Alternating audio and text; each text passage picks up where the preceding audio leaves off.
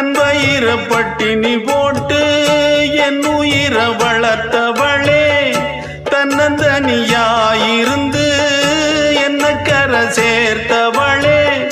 நோயாலே நான் படுத்தா நோம்பிருக்கும் ஆத்தா, தீ மூண்டு தீர்ந்திடுமானம் கணக்கு ஆத்தா, பெத்தவள தள்ளி வச்ச பாவத்துக்கே பக்கம் வந்து கொள்ளி வைக்க கூடலியே, என்ன ஆற்றிடவும் தேற்றிடவும் அன்னை போல யாரு, என் தாயன் கோயில காக்க மறந்திட்ட பாவியடி கிளியே,